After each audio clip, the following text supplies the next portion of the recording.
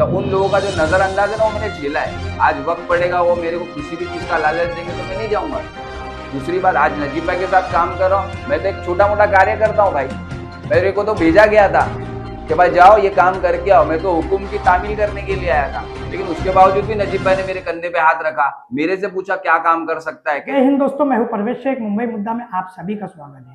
दोस्तों, विधानसभा इलेक्शन करीब ही है। 20 नवंबर को विधानसभा इलेक्शन है और 23 नवंबर को उसकी गिनती पूरी होनी है।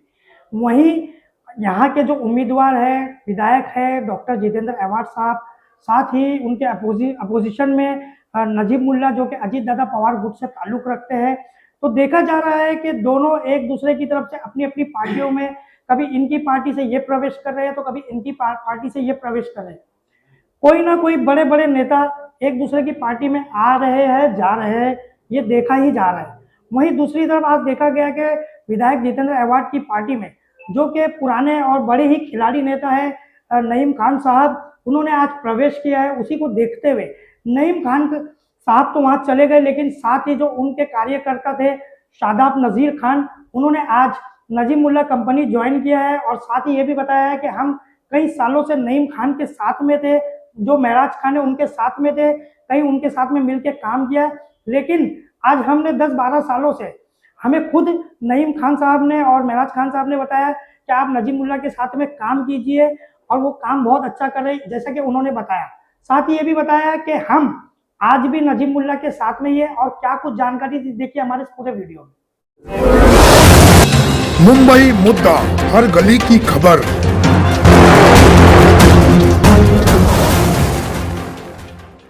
शादाब भाई, आप तो नईम खान साहब के पुराने साथी हैं, महराज खान साहब से जुड़े हुए आप। आज आप यहाँ पर पोस्ट लिए है आपने एनसीपी अजीत पवार को। हाँ जी। तो क्या कहेंगे, कौन सी पोस्ट आपको मिली और क्या वजह है कि उनके उधर चले जाने के बाद आप अभी भी यही?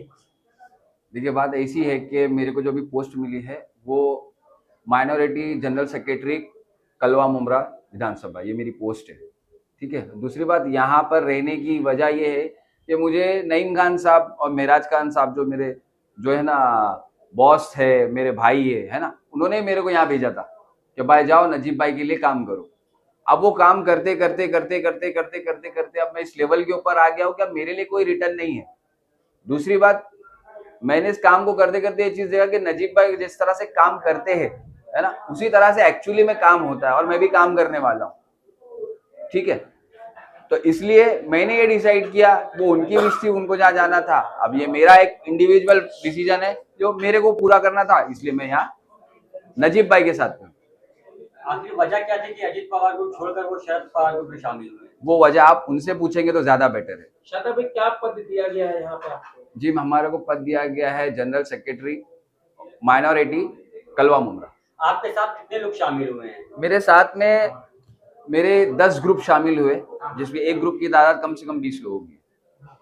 200 के करीब कार्यकर्ता? हाँ, 200 के करीब, 200 के करीब यही कार्यकर्ता। कार्यकर्ता वहाँ पे भी मौजूद थे जब आप वहाँ पे महराज भाई ये कार्यकर्ता जो है, इन्हीं कार्यकर्ताओं की वजह से और इन्हीं कार्यकर्ताओं की मेहनत की वजह से कि ये जोड़ते जोड़ते जोड़ते जोड़ते जोड़ते नजीब भाई के काम को देखते देखते देखते इन कार्यकर्ताओं को जोड़ा है मैंने।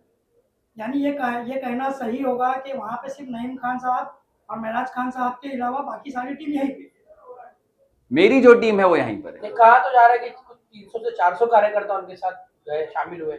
अब वो उनके कार्यकर्ता कौन से है उसका मैं आपको कोई ब्यौरा भी नहीं दे सकता और मुझे उसका कोई इल्म भी नहीं। मेरे साथ जो लोग दिख रहे हैं, जो यहाँ पर है और जो बाहर खड़े हैं, वो मेरे कार्यकर्ता है। यानी लॉयल्टी के साथ में आप इनके साथ में हो। क्योंकि लॉयल्टी के साथ में यहाँ रहना जरूरी इसलिए भी है मेरा, क्योंकि मैं जिन मेरे एक्स बॉसेस को रिप्रेजेंट कर रहा था, अगर अब मैं उनके साथ, मुझे तो उस चीज का कोई इल्म था नहीं कि वो कब क्या डिसीजन लेने वाले हैं। मेरे को भी ये चीज की अचानक खबर मिली, तो अब मैं कहाँ जाऊंगा? मेरे को मेरी लॉयल्टी कहीं ना कहीं तो प्रूफ करना पड़ेगी ना। तो इसीलिए ये चीज है कि मेरा डिसीजन ये है कि भाई मेरे को नजीब भाई के साथ रहना है। नजीब भाई जिस तरह से काम करते हैं मेरे को भी काम करना है, क्योंकि मैंने भी पिछले 10-12 साल में नजीब भाई को काम करते हुए देखा है कि किस तरह से वो काम करते हैं। तब आप नजीब भाई का विकास का तेजी काम करते हुए देखते हुए इसलिए आप उनकी पार्टी में हैं। हाँ, क्योंकि नजीब भाई का काम करने का पैटर्न, नजीब भाई के काम करने का तरीका है ना, वो चीटिंग वाला नहीं है। मुद्दे शहर में अब जैसे दब से गए हैं। जो कल तक कहा करते थे कि टॉरेंट पावर लाने वाले जिम्मेदार कब्रिस्तान चोर, आज वही उनके साथ जाकर बैठ रहे हैं।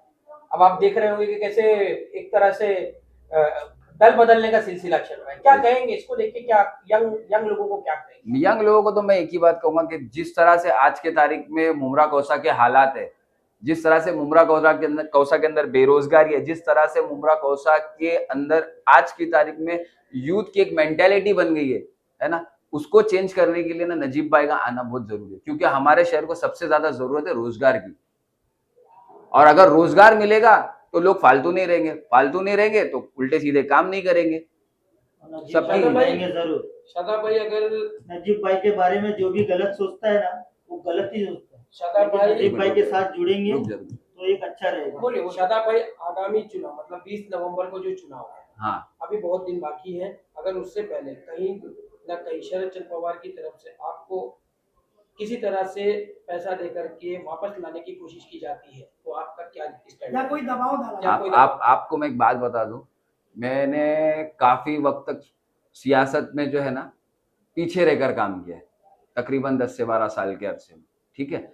दूसरी बात, ये जो बात है ना कि अगर पैसे का लालच देके या पैसे के मामले में ये करके, तो देखिए कैसा मालूम है, जिसके पास, जिसको इस चीज की समझ नहीं होती ना कि अच्छा क्या है और बुरा क्या है, जिसको अपनी भूख मिटाना है ना, वो कुछ भी खा लेगा।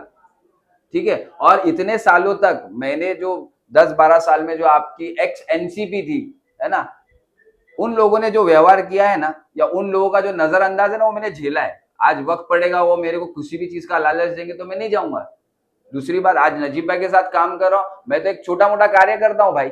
मेरे को तो भेजा गया था कि भाई जाओ ये काम करके आओ, मैं तो हुकुम की तामील करने के लिए आया था। लेकिन उसके बावजूद भी नजीब भाई ने मेरे कंधे पे हाथ रखा, मेरे से पूछा क्या काम कर सकता है, कैसा काम कर सकता है।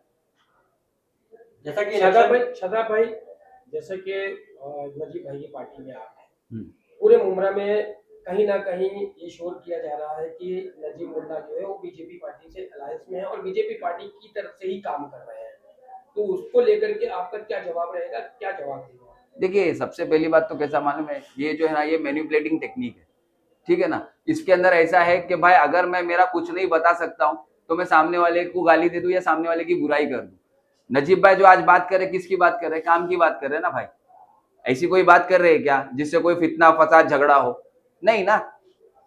इसमें कोई नफरत फैलाने वाली बात तो नहीं करे। और हमारे को क्या देखना है? हमारे को हमारा कैंडिडेट देखना है, बराबर है। अगर हमारा शहर अच्छा होगा, हमारा शहर सेफ होगा, तो कोई भी कहीं से भी आके हमारे पे हमला नहीं कर सकता। हमारे यहाँ शिक्षित लोग होंगे, हमारे एजुकेटेड लोग होंगे, तो क्या इन सारी चीजों पे भरोसा करेंगे क्या?